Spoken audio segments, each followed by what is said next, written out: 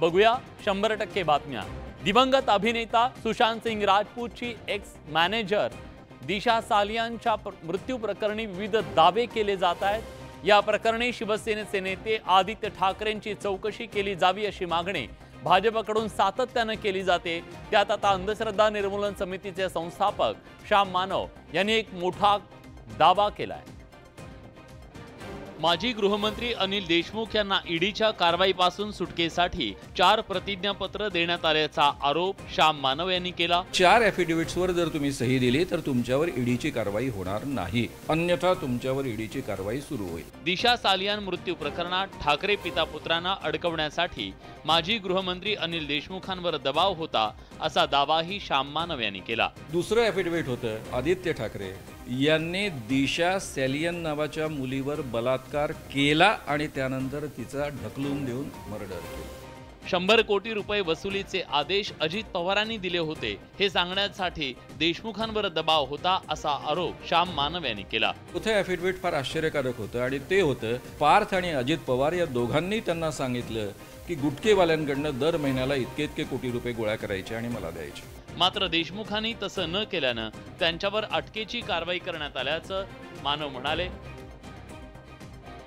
उद्धव ठाकरे, आदित्य ठाकरे आणि अनिल परब यांना अडकवण्यासाठीही माजी गृहमंत्री यांनी दबाव टाकलेला होता। या धक्कादायक खुलाशाच्या नंतर राज्याचं राजकारण तापलंय। अनिसचे अध्यक्ष श्याम मानव यांनी हा खुलासा केलाय आणि गुटखा व्यापाऱ्यांवर कोट्यवधींच्या वसुलीसाठी अनिल देशमुखांच्या बद्दल दबाव होता असा दावा सुद्धा श्याम मानव यांनी केला। श्याम मानव यांच्या दाव्यानं राज्याचं राजकारण तापलंय। श्याम मानव यांनी केलेल्या प्रतिज्ञापत्राबाबतच्या दाव्याला माजी गृहमंत्री अनिल देशमुखांनी पुष्टी दिली आहे। काल श्याम मानवनी जे सांगितलं मला आज माहित पडलं ते सत्य आहे। जेलमध्ये जाऊ मात्र त्या प्रतिज्ञापत्रावर सही करणार नाही अशी भूमिका घेतल्याचं देशमुखांनी स्पष्ट केलं। त्यावेळी मी त्यांना स्पष्ट सांगितलं की मी हे ॲफिडेव्हिट करून देणार नाही, आयुष्यभर जेलमध्ये जावं लागलं तर। राज्याचे उपमुख्यमंत्री फडणवीस यांनीच हे प्रतिज्ञापत्र पाठवलं होतं असा गंभीर आरोप देशमुखांनी केला। आणि देवेंद्र फडणवीसनी 3 वर्षांनी सांगितलं होतं याच्यावर तुम्ही सही करून द्या, तुम्हाला ईडी लागणार नाही, तुम्हाला सीबीआय लागणार नाही, अशा पद्धतीने त्यांनी 3 वर्षापूर्वी मला ॲफिडेव्हिट करून द्यायसाठी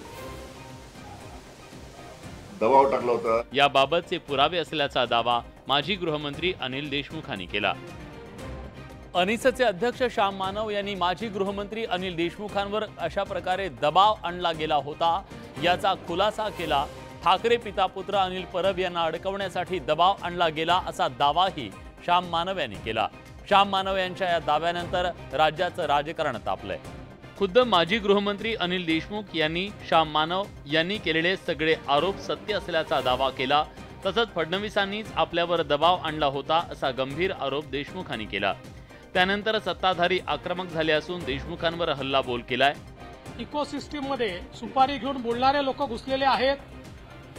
दुर्दैवाने त्यांच्या नादी श्याम मानव लागले का? देवेंद्र फडणवीसला टार्गेट कोण करेल? देवेंद्र फडणवीसमुळे कोणाला धोका आहे हे आपल्या सगळ्यांना माहिती आहे। त्यामुळे इकोसिस्टीम कोण चालवत आहे हे देखील आपल्याला माहिती आहे। देशमुखांनी गुन्हेगारांना आणि चोरांना मदत केली, त्याला खरं सांगायला सांगितलं आणि देशमुखांना खरं सांगून टाका ना, कशाला एवढं वाचवता? कुठेही देवेंद्र फडणवीसांना कशाला आणता? ऐन विधानसभा निवडणुकीच्या तोंडावर श्याम मानव यांच्या धक्कादायक दाव्यांनी राजकारण ढवळून निघालंय।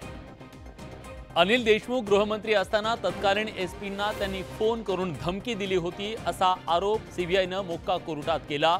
एका छोट्या कामासाठी गृहमंत्र्यांनी किती वेळा फोन करायचे असं म्हणत अनिल देशमुखांनी एसपीला धमकावलं होतं असा आरोप सीबीआयने केला। मविया सरकारच्या काळात भाजपचे नेते गिरीश महाजन यांना खोट्या गुन्ह्यात अडकवण्याचा प्रयत्न केल्याचा आरोप भाजपनं केलाय। तत्कालीन गृहमंत्री अनिल देशमुख यांनी हे प्रयत्न केल्याचं भाजपचं म्हणणं आहे। त्या प्रकरणात सीबीआयनं सविस्तर अहवाल पुणे मोक्का कोर्टात सादर केलाय। अनिल देशमुखांनी जळगावचे तत्कालीन एसपी प्रवीण मुंडे यांना धमकी दिल्यानं महाजनांविरोधात गुन्हा दाखल केला अशी कबुली प्रवीण मुंडेंनी दिल्याची माहिती सीबीआयनं कोर्टात दिली आहे। मी काय तर फोनवर कोणाला धमकी दिली हा गुन्हा होऊ शकतो, पण त्या केसला मोका लागू होता म्हणून त्या केसमध्ये मला टाकायचं होतं की मलाही मोका लागेल हा त्या मागचा हेतू होता आणि म्हणून खोटी कंप्लेंट त्या ठिकाणी दाखल करण्यात आलेली होती। पुरावे मी स्वतः दिले होते आणि त्याच्यावरच सीबीआयकडे केस झाली आणि त्या केसमध्ये सीबीआयने पुराव्यासहित कोर्टामध्ये चार्जशीट दाखल केलेली आहे। गिरीश महाजन प्रकरणात सीबीआयनं दिलेल्या अहवालानं अनिल देशमुखांच्या अडचणी वाढण्याची शक्यता आहे। मराठ्यांना ओबीसी मधून आरक्षण, सगळे सोयरीची अंमलबजावणी यासह 9 प्रमुख मागण्यांसाठी मनोज जरांगेंनी उपोषणास्त्र उगारलं। मात्र उपोषणाच्या 5व्या दिवशी जरांगेंची प्रकृती खालावली। या पार्श्वभूमीवर जरांगे यांनी उपोषण स्थगित केले। बुधवारी दुपारी 2:30च्या सुमारास नारायणगडाचे मठाधिपती आणि एका चिमुकलीच्या हातून पाणी प्राशन करत जरांगेंनी उपोषण स्थगित केलं। तुमचे 2 महिने 13 ऑगस्टला पूर्ण होते, तुम्ही पूर्ण करून दाखवा। उपोषण स्थगित करण्याआधी जरांगेंनी फडणवीसांवर गंभीर आरोप केला। मराठीत लोक संपितो का? ते विनोद तावडेंना तसंच केलं, ते अशोक चव्हाणला तसंच केलं, ते अजित पवारला तसंच केलं, एकनाथ शिंदे साहेबाला तसंच केलं। आपल्याला मारण्याचा डाव असल्याचा आरोप जरांगेंनी केला। तो मला याच्यात आत टाकणार, आत कोणचे कैदी आहेत त्यांच्या हातानं मला आत सुद्धा मारायची, अशी रात्रीची आलेली माहिती मारायची। विधानसभेला भाजपची सीट येणार नाही असा दावा जरांगेंनी केला। एकच सांगतो, कधीच भाजप सत्तेवर येऊन देऊ नका मराठा समाजाला, एवढं सांगतो। मी मेलो बी तरी माझ्या आत्म्याला शांती त्याच दिवशी लागल। यांचा सुपडा साप कायम करा, पिढ्याना पार कधीच वर नाही आले पाहिजे। मनोज जरांगेंनी पुन्हा एकदा फडणवीसांना लक्ष केल्यानं भाजप आक्रमक झाली आहे। मराठ्यांच्या ओबीसी आरक्षणासाठी आग्रही असलेल्या मनोज जरांगेंनी राज्याचे उपमुख्यमंत्री देवेंद्र फडणवीसांवर टीकास्त्र टाकलं। तर जरांगेंच्या उपोषणामुळे संताप झाल्यानं ते अशी वक्तव्य करत असल्याचं उत्तर फडणवीसांनी दिलं। मनोज जरांगे पाटलांनी त्यांचं उपोषण स्थगित करताना फडणवीसांविरोधात जहरी टीका केल्याचं पाहायला मिळालं। यावेळी त्यांनी थेटपणे भाजप आणि फडणवीसांविरोधात रणशिंग फुंकलं। दुसऱ्याच्या गळात आसगुतीने ही परंपरा आहे तुमची, बाकीचे देव चांगले करा। आपण असं समजूया की आता उपोषणामुळे पुन्हा त्यांचा संताप झाला आणि ते या संदर्भात बोलले। मराठा समाजाला जे आरक्षण मिळालं ते देण्याचं काम देवेंद्र फडणवीसांच्या कार्यकाळात झालं, पण मनोज जरांगेंनी या सगळ्याकडे दुर्लक्ष करत फडणवीसांविरोधात शड्डू ठोकल्याचं पाहायला मिळतंय। भाजपनेही जरांगेंवर जोरदार पलटवार केल्याचं दिसतंय। फडणवीस त्याला टाक मध्ये मारतो, हो तू तरी मी काय जातीचा आहे कळत, तुला पहिल्या दिवसात भेटला असणार। देवेंद्र फडणवीसमुळे कोणाला धोका आहे हे आपल्या सगळ्यांना माहिती आहे। त्यामुळे इकोसिस्टम कोण चालवत आहे हे देखील आपल्याला माहिती आहे। विधानसभेच्या तोंडावर जरांगेंनी घेतलेली फडणवीसांच्या विरोधातली भूमिका, त्याचे नेमके काय पडसाद उमटतात हे पाहणं महत्त्वाचं आहे। मनोज जरांगे विरुद्ध भाजप असा थेट सामना सुरू झालाय। समाजाचे प्रश्न मांडण्यासाठी विधानसभेत आपले 40 ते 50 आमदार हवेत अशी भूमिका जरांगेंनी घेतली। विरोधात बोलणाऱ्यांचा गेम करणार असल्याचा इशारा जरांगेंनी दिला, तर भाजपच्या नेत्यांनीही जरांगे पाटलांवरती पलटवार केला। मनोज जरांगेंनी उपोषण सोडण्याच्या आधी घेतलेल्या पत्रकार परिषदेत भाजपवर तुफान हल्ला चढवला। मागील काही दिवसापासून मनोज जरांगे आणि भाजपमध्ये छोट्या मोठ्या चकमकी सुरू होत्या, पण आता प्रत्यक्ष लढाईला तोंड फुटलंय। माझं ध्येय मराठा आरक्षण आणि कसे मराठ्याचे आता तिथं आमदार जातील आमच्या हक्काचे, मग ते ओबीसी आमच्या विचारात असले तरी चालतील। विधानसभा निवडणुकीत 288 उमेदवार उभे करायचे की 288 उमेदवार पाडायचे याचा निर्णय लवकरच घेणार असल्याचं जरांगेंनी सांगितलं। ते आले तर देणारे बनू, नाही आले तर आम्ही पाडणारे बनणार। एका जातीवर सरकार कोणाचाच येऊ शकत नाही। या आंदोलनामागचा छुपा अजेंडा काय आहे हे आता महाराष्ट्रातल्या जनतेसमोर, मराठा समाजासमोर आलेलं आहे। समाजकारणाकडून राजकारणाकडे यायचं असेल तर हिंमत असेल तर त्यांनी राजकारणातच यावं। मनोज जरांगे पाटील आणि भाजप नेत्यांमध्ये आता थेट आरोप प्रत्यारोपांच्या फैरी झडू लागल्यात। राज्यात सध्या आरक्षणावरून वातावरण तापलंय। मराठा आणि ओबीसींमध्ये आरक्षणावरून संघर्ष निर्माण झालाय। त्यात मराठा आरक्षण आणि जरांगे फॅक्टरचा परिणाम लोकसभा निवडणुकीत पाहायला मिळाल्याची चर्चा सुरू आहे। याच पार्श्वभूमीवर काँग्रेसचे खासदार प्रणिती शिंदे यांनी आरक्षण जरांगेंच्या आंदोलनाचा मुद्दा संसदेत उपस्थित केला। महाराष्ट्र में अभी फिलहाल मराठा आरक्षण के लिए, धनगर आरक्षण के लिए लोग सड़क पे उतरे हुए हैं। वहां पे श्री जरांगे जी भूख हड़ताल पे अभी बैठे हुए हैं। सरकार समाजात तेढ निर्माण करत असल्याचा आरोप खासदार प्रणिती शिंदेनी केला। पर सरकार तनाव बढ़ा रहा है, जब केंद्र सरकार और राज्य सरकार दोनों बीजेपी के हैं, क्यों ना निगोसिएशन करके इसके ऊपर हल कर रहे हैं। सरकारनं मराठा धनगर आरक्षण प्रश्न सोडवावा अशी मागणी संसदेत केली। जातनिहाय जनगणनेची मागणी प्रणिती शिंदेनी केली। कास्ट सेंसस जल्द से जल्द हो जाए और मराठा धनगर आरक्षण मिल जाए और हमारी महिलाओं को भी आरक्षण मिल जाए। या निमित्तानं राज्यात गाजत असलेला आरक्षणाचा मुद्दा संसदेत पोहोचल्याचं पाहायला मिळालं। लोकसभेच्या निकालानंतर आता राज्याच्या विधानसभेची तयारी सुरू झाली आहे। महायुतीने सत्ता राखण्यासाठी मोर्चे बांधणी सुरू केली आहे। मात्र निवडणुकांच्यासाठी जागा वाटपाच्या चर्चेवरून चलबिचल सुरू असताना महायुतीत सागळं काही आलबेल नसल्याचं समोर येत आहे। मंगळवारी राज्य मंत्रिमंडळाची बैठक पार पडली। या बैठकीत विकास निधीवरून भाजपचे संकटमोचक आणि मंत्री गिरीश महाजन तसंच अर्थमंत्री अजित पवार या दोघांमध्ये खडाजंगी झाल्याची चर्चा आहे। सिन्नर तालुक्यात एका स्मारकासाठी कोट्यवधीच्या निधीची तजवीज कशी काय करण्यात आली असा सवाल गिरीश महाजनांनी उपस्थित केला। तसंच ग्रामविकास विभागाला जास्त निधी देण्याची मागणी गिरीश महाजनांनी केली। यावेळी निधी कुठून आणू, आता काय जमिनी विकायच्या का असा प्रतिप्रश्न अजित पवारांनी केल्याची माहिती सूत्रांनी दिली आहे। यावरून सत्ताधारी आणि विरोधकांमध्ये चांगलीच जुंपली आहे। पण यावरून वाद झाला, खडाजंगी झाली, जमीन विकू का, हे अतिशय असत्य आहे। दोन मुख्यमंत्री बरं का, एक फुल दोन डाऊटफुल बरं का, यांच्यामध्ये जो काय संघर्ष सुरू आहे तो अख्खा महाराष्ट्र बघतो। या खडाजंगीच्या चर्चांमुळे महायुतीत सुंदोपसुंदी सुरू झाल्याची चर्चा राजकीय वर्तुळात रंगली आहे। राज्य मंत्रिमंडळ बैठकीत निधी वाटपावरून मंत्र्यांमध्ये खडाजंगी झाल्याचं समोर आलं। त्यातच आता सत्ताधारी पक्षाच्या आमदारांनी सुद्धा मंत्र्यांच्या कारभाराच्या बद्दल नाराजी व्यक्त केली आहे। यावरून महायुतीतली धुसफूस समोर आली आहे। राज्याचे महसूल मंत्री आणि अकोला जिल्ह्याचे पालकमंत्री राधाकृष्ण विखे पाटील आमदारांचे फोन उचलत नाहीत, त्यांच्यासह भाजपचे 4 मंत्री काही कामाचे नाहीत अशी टीका राष्ट्रवादीचे आमदार अमोल मिटकरींनी केली। मिटकरींची ही टीका ताजी असताना सिन्नरचे राष्ट्रवादीचे आमदार माणिकराव कोकाटे यांनीही मंत्र्यांच्या कारभाराविषयी नाराजी व्यक्त केली। ते 5 OSDंना फोन केले, स्वतः साहेबांना फोन केले, त्यांच्या नंबरवर ते कॉल डायव्हर्ट झाले। मला सांगितलं गेलं का संध्याकाळी 9 वाजता साधारणपणे तुम्हाला कॉल साहेब करतील, पण आतापर्यंत तरी साहेबांचा कुठलाही फोन आला नाही। येत नाही, मिटिंगा घेत नाही, आमदारांचे काम मार्गी लावत नाही, जनतेचे प्रश्न सोडवत नाही, ते त्यांच्या आविर्भावामध्येच फिरत असतात। मुख्यमंत्री आणि दोन्ही उपमुख्यमंत्र्यांनी बैठक घेऊन आमदारांची कामं मार्गी लावण्याच्या सूचना द्याव्या अशी मागणी कोकाटेंनी केली। तुम्हाला संधी मिळाली ना, त्या संधीचं सोनं सर्वांनी केलं पाहिजे अशी माझी धारणा आहे। पण संधीचं सोनं करताना ते दिसत नाही, राजकारण करताना दिसतात, ही वाईट आहे। निधी वाटपावरून फाईल अडवल्या तर रस्त्यावर यावं लागेल असा इशारा माणिकराव कोकाटेंनी दिला।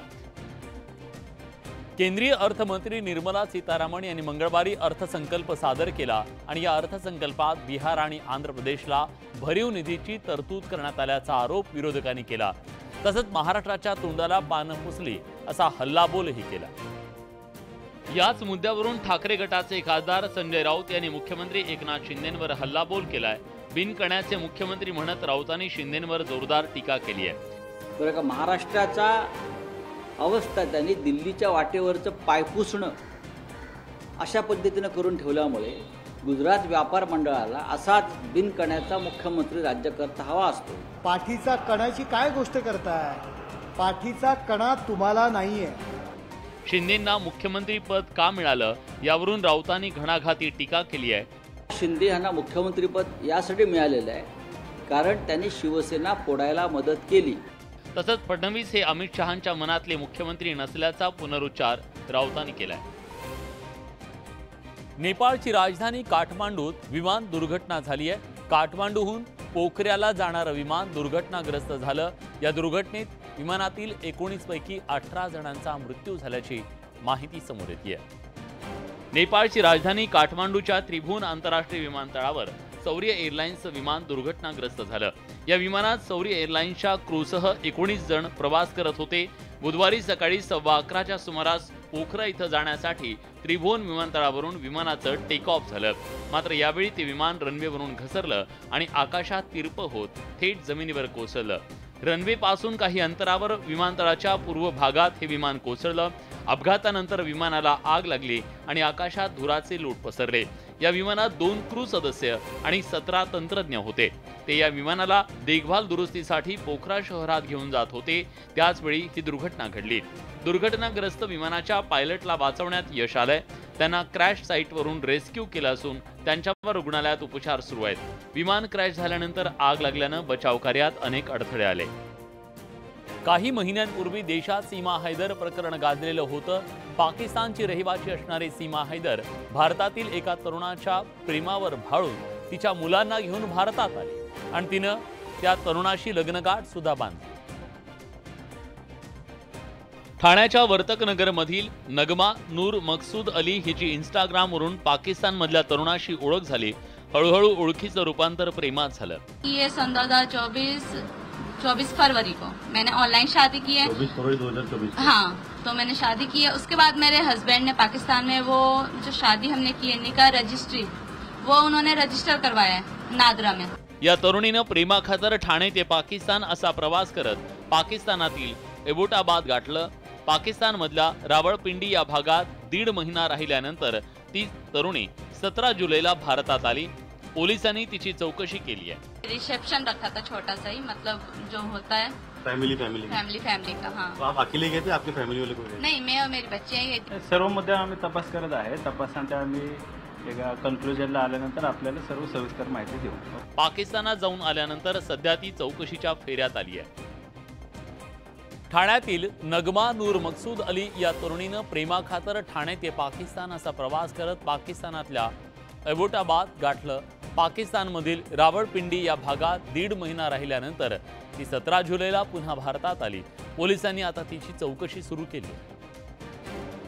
ठाण्यातील नगमा नूर मकसूद अली पाकिस्तानमधल्या रावळपिंडी भागात 1.5 महिना राहिल्यानंतर 17 जुलैला पुन्हा भारतात आली। या तरुणीची आता पोलिसांकडून चौकशी सुरू आहे। तिनं बनावट कागदपत्र तयार केल्याचा पोलिसांना संशय आहे। त्या अनुषंगानं पोलीस स्टेशन वर्तकनगर येथे गुन्हा दाखल करण्यात आलेला असून त्या अनुषंगानं वर्तकनगर पोलीस सविस्तर तपास करत आहेत। या संदर्भात अगदी सखोल चौकशी केली जाईल आणि सखोल चौकशी करून त्या संदर्भात योग्य ती कारवाई केली जाईल। या प्रकरणात एका अनोळखी व्यक्तीवर देखील गुन्हा दाखल करण्यात आलाय। बनावट कागदपत्र तयार केल्याचा तिच्यावर आरोप आहे। त्यामुळे नगमा नूर चौकशीच्या फेऱ्यात अडकली आहे। पोलीस तिची कसून चौकशी करतायत। राज्यात काही भागात दमदार पाऊस झाला। या पावसामुळे अनेक धरणांच्या पाणी पातळीत वाढ झाली। काही धरणांमधून पाण्याचा विसर्ग करण्यात येतोय। त्यामुळे नदीकाठच्या गावांना सतर्कतेचा इशारा देण्यात आला। पुणे शहर आणि खडकवासला धरण क्षेत्रात होत असलेल्या मुसळधार पावसानं खडकवासला धरणाच्या पाणी पातळीत वाढ झाली आहे। त्यामुळे धरणातून पाण्याचा विसर्ग सुरू करण्यात आलाय। नाशिकच्या दारणा धरणातून 1100 क्युसेक इतक्या पाण्याचा विसर्ग केला जातोय। गेल्या वर्षीच्या तुलनेत यंदा पावसाचं प्रमाण कमी असलं तरी दारणा धरणाच्या पाणलोट क्षेत्रात संततधार पाऊस कोसळत असल्यानं दारणा धरणाच्या पाणी पातळीत वाढ झाल्यानं हा विसर्ग केला जातोय। पहिला विसर्ग नाशिक जिल्ह्यातल्या धरणांमधून होतोय आणि यामुळे काहीसं समाधानाचं वातावरण नाशिक जिल्ह्यातील शेतकऱ्यांमध्ये आणि नागरिकांमध्ये पाहायला मिळत आहे। पिंपरी चिंचवड शहराला पाणी पुरवठा करणाऱ्या पवना धरणाच्या पाणी पातळीत वाढ झाली आहे। पवना नदीकाठच्या गावांना सतर्कतेचा इशारा प्रशासनाच्या वतीनं देण्यात आलाय। पुरंदर तालुक्यातलं गराडे धरण ओव्हरफ्लो झालंय। धरणाच्या सांडव्यातून पाण्याचा कऱ्हा नदी पात्रात विसर्ग सुरू आहे। नांदेड शहराला पाणी पुरवठा करणाऱ्या विष्णुपुरी धरणात आता 80% पाणी साठा उपलब्ध आहे। कोल्हापुरात पावसानं दमदार हजेरी लावल्यानं नद्यांच्या पाणी पातळीत मोठी वाढ झाली आहे। पंचगंगा नदी दुथडी भरून वाहतीये तर सांगली जिल्ह्यात पावसाची संततधार सुरू आहे। या पावसामुळे सांगली जिल्ह्यात कृष्णा आणि वारणा या नद्यांना पूर आला। कोल्हापुरात दमदार पाऊस झाला त्यामुळे पंचगंगा नदी दुथडी भरून वाहतीये। कोल्हापूरच्या पंचगंगा नदीची सध्या धोका पातळीकडे वाटचाल सुरू आहे। नदीचं पाणी पात्राबाहेर जाऊन शेतात विस्तारलंय। कोल्हापूरच्या पंचगंगा नदीनं धोका पातळीकडे आता वाटचाल केलेली आहे आणि या नदीचं रूप आहे ते ड्रोनच्या माध्यमातून आम्ही तुम्हाला दाखवतोय। न्यूज 18 लोकमतसाठी खास अमित पाटील या ड्रोन पायलटने ही दृश्य आहे ते टिपलेले आहेत आणि ही आपण दृश्य पाहू शकतो। या सगळ्या परिसराला या ठिकाणी बेटाचं स्वरूप आल्याचं पाहायला मिळते। ब्रह्मपुरी टेकडी या परिसरातलं हे सगळं दृश्य आहे आणि तुम्ही पाहू शकाल। अलमट्टी धरणातून पाण्याचा विसर्ग सुरू असल्यानं कोल्हापूरला असलेला धोका काही प्रमाणात कमी झालाय। तर या